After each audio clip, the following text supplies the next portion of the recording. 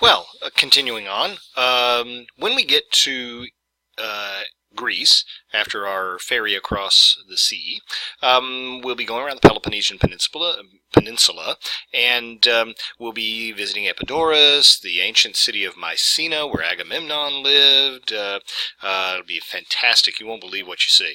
But one of the great places we're going to go on that, I believe at the end of that same day on our way into Athens, is Corinth. And Corinth is a famous city for a lot of different reasons. Believe it or not, it was one of the richest cities in the Roman Empire. I mean, it was a fabulously wealthy city. One of the reasons is because it is right there on the isthmus, that sliver of land, probably about 3 miles wide, that connected the Peloponnesian Peninsula to the rest of the European mainland. And you say, well, what's that have to do with anything? Well, before they built the canal, and you'll see the canal when we get there, before they built the canal, Corinth made a lot of money because if you floated into one side of the city and you paid a fee, they would take your boat across the isthmus to the other side of the city, and you paid a big fee to do that, and you saved something like 7 or 8 days going around the Peloponnesian Peninsula. And it was also very dangerous because they had some really dangerous rocky shores and bad weather and things. So Corinth made a scad of money because of their geography. You'll see when you get there. It's kind of an interesting story. So wealthy that it was considered one of the wealthiest places in the entire Roman Empire. Down at the bottom in the notes, there are a couple of links. There's one link that I think is very cool that talks about Paul's experiences there. Another one that is a sort of a 3D animated version of what the city looked like at its heyday, all the beauty of it, and how amazingly extravagant the architecture was, and just a fabulous place. It is now a shell of its former self, but one of the great things that exists there is the Bema, the place where Paul was brought before the city magistrates for contrary teaching by fellow Jews. Fellow Jews there didn't like this new Christian sect, and they kind of brought him before the magistrates and said, this guy is stirring up trouble teaching things that are not accurate. The magistrates, who were themselves Greek and not Jewish, there may have been more than one, I can't recall, but the case was dismissed because they said, we're not getting involved in this. You guys settle this between yourselves. We're not going to get involved in an inter-religious squabble. But there are two things that are very important to note about this. Paul lived here for about 18 months, by the way, in AD 53 to 54. Number one, Paul, in speaking before his accusers and before the magistrates, refused to use rhetorical devices or strategies when speaking publicly in Corinth. And you can see that quote there from 1 Corinthians 2, 1 through 5. When I came to you, brothers and sisters, I did not come proclaiming the mystery of God to you in lofty words or wisdom, for I decided to know nothing among you except Christ Jesus and him crucified. And I came to you in weakness and in fear and in much trembling. My speech and my proclamation were not with plausible words of wisdom, but with a demonstration of the Spirit and of power, so that your faith might rest not on human wisdom, but on the power of God. So Paul takes a really interesting stand here on the use of rhetoric. I know that Dr. Failer's probably been going into this a lot, so this is an interesting thing to kind of plug in. Right there before his fellow citizens and friends and whatnot, he makes this proclamation in the letter to the Corinthians. He says, remember, I didn't come there with using artful words. I came there eschewing rhetoric specifically. The second thing is that a lot of ministers, theologians have looked at his Bema experience there, because later on he in 2 Corinthians tells the Corinthian church there and his friends there about the judgment seat of Christ that will follow this life, and he says basically we will all appear before the judgment seat, and the word that is used in the Greek is the bema of Christ, that each one may receive the things done in the body according to what he has done, whether good or bad. So the bema experience there may have very well have prompted him to say, we're all going to go before a bema of sorts in the next life, and we're going to be judged based on our behavior and on what we've done with our lives before Christ. So it's an important site. It's a quick site. We're going to just take the bus. We're going to go through there. You're going to walk through the marble streets and see some of the ancient ruins there, but also, more importantly, you'll get to the bema and take a quick picture there and take a look at it. The Areopagus in Athens, when we get into Athens, just before or after, I don't know, depends on where the bus parks, we're going to be able to go and see the Areopagus. Now, the Areopagus is just a really big, giant marble rock in the middle of the city, down below the Acropolis. And the Acropolis, you know, is the very famous place where you see the ruins and whatnot. And that rock has been there for eons, obviously, but it was famous because it was a gathering place where people would make speeches or have public debates, and you'd get up on the rock, and at the upper there, you can see all these people climbing up there, and you can get up there if you want to. It's perfectly fine. There's a staircase to climb on up, and you get great views, but you would stand up there, and you would give a speech, and down below in the sort of a flat place, which has now been paved, you know, the listeners would either listen to your speech or maybe even argue back with you, what have you. The reason this is such an important place, number one, we know for a fact that John in Acts 17:16 through 34, Paul, that is, Paul in Acts 17:16 through 34, gave a very, very famous sermon there after having been invited to speak by Epicurean and Stoic philosophers, and he gave it to those philosophers and the general public. And secondarily, it's famous because John Milton used it in his famous speech on free speech called the Areopagitica, because he was espousing the virtues of free speech in the 1600s in England, and how important it was to what would become democratic principles.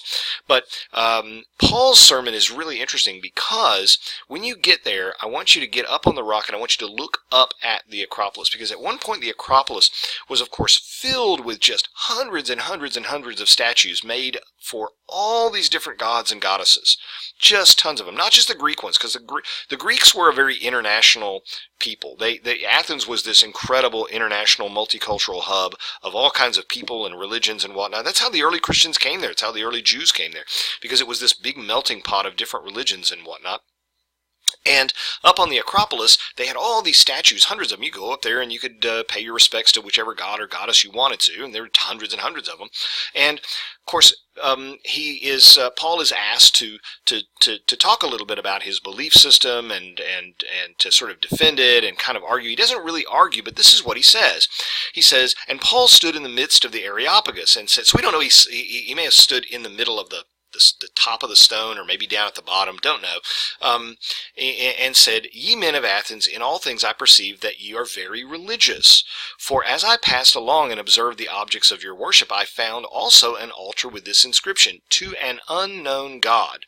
What therefore ye worship in ignorance, this I set forth unto you." So essentially what he was saying is, they had all these gods and goddesses up there, and basically they wanted to make sure they didn't forget any god.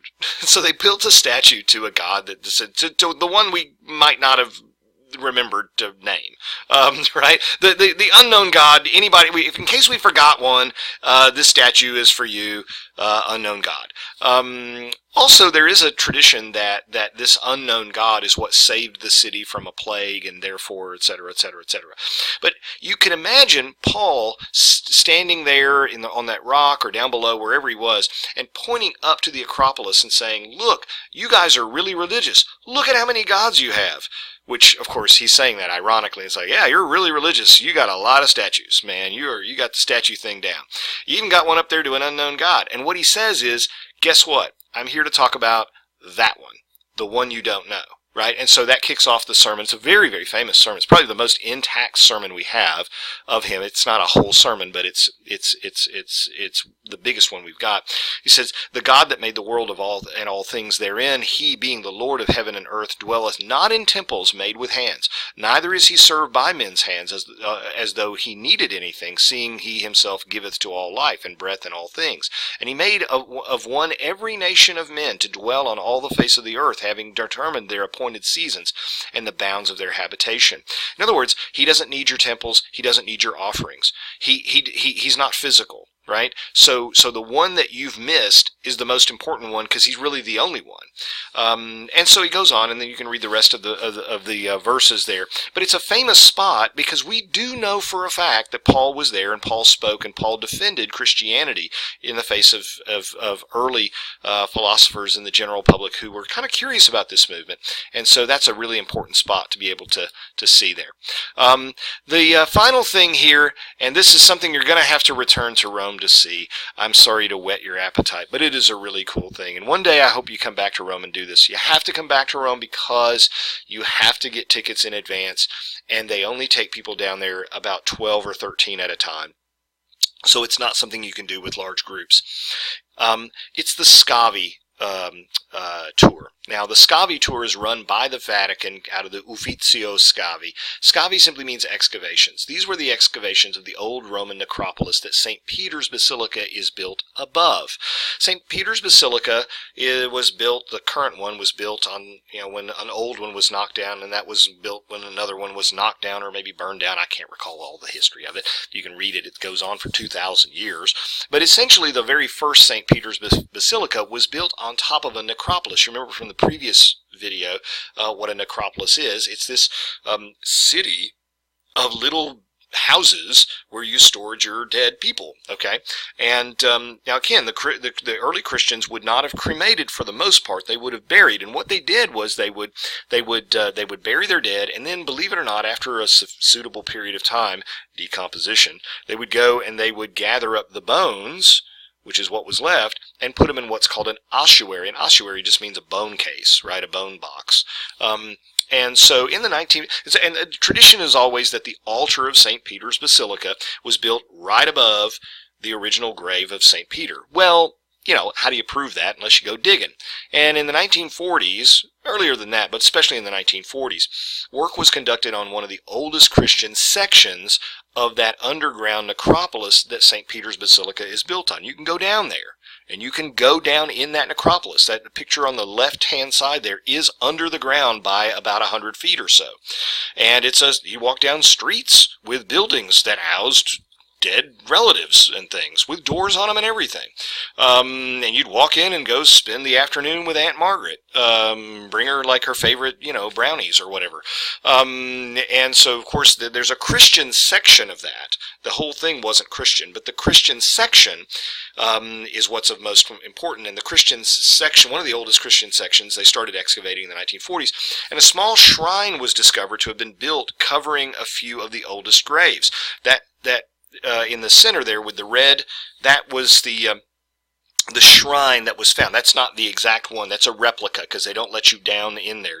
Over to the right-hand side, the picture to the bottom right and the picture just above it are two different angles of where that shrine was found or close to it, near what was called the Red Wall. It's just a nickname for something. And this shrine appears to have dated from about AD 150. And underneath that shrine, and nearby that shrine, were a ton of really densely packed early Christian graves. Located directly under the shrine was a small ossuary with markings and a tightly packed cluster of these early Christian graves, as though all these early Christian graves wanted to be closest to that one particular ossuary. Human bones from a man in his 70s, estimated, missing his feet, were found not in the ossuary itself, but sealed in a marble niche nearby with the inscription Petra in E, indicating, which means Peter is here, right, in this niche, indicating that the bones were those of Peter. So what is speculated is possibly that ossuary was Peter's ossuary. Somehow, for some reason, the bones got removed. There's nothing in the ossuary, but there are bones from somebody who's 70 years old-ish, in their 70s, a robust man, male, somebody who obviously had a very physical life, and the feet were missing. Now, why is it important that the feet were missing? Well, speculation, but if it was Peter, and Peter was crucified upside down, you can imagine that perhaps the way they cut him down was to cut him by his feet. Don't know. But it's interesting. Anyway, it's interesting. Some people think this is the case. Some people think that's authentic. Some people don't. Some of those bones are in a plexiglass case near the shrine and are illuminated. And you can see in that far right middle picture the illumination of that area. You can't quite make out the plexiglass case because I don't see it there. But I've been down there and I do see it. It's a rose-colored light that's always on there. You're not allowed to approach any closer than where those pictures are taken. And I think those are official pictures because they really don't like you to take the pictures there. Some of those bones that were found in that niche marked Peter is here, is in this or in here, that may have been from the ossuary that is over that shrine, are in that plexiglass case, and you can see it. You can see a femur in there. The rest are kept in a very secret location and were last brought out near the time of the death of John Paul II. One of his last requests, it's kept in a silver box and nobody tells you where it is. They won't tell you where it is located. It's a secret spot. One of his last requests was to have those bones taken out so that he could see them. The shrine is located, ironically, that little shrine down there by the red wall is located directly underneath the altar of, and I misspelled altar, didn't I, of St. Peter's Basilica. So it's got the hallmarks. At least at one point, it must have been the case that people at least believed that that was where Peter was buried. Whether Peter was buried there or not, hard to say. Whether or not the bones that were located next to it in that niche with that inscription were bones that were moved out of there and put in there were actually Peter's. Hard to say, can't know, but it's an interesting thing. They found that, I believe, in 47 is when they found it.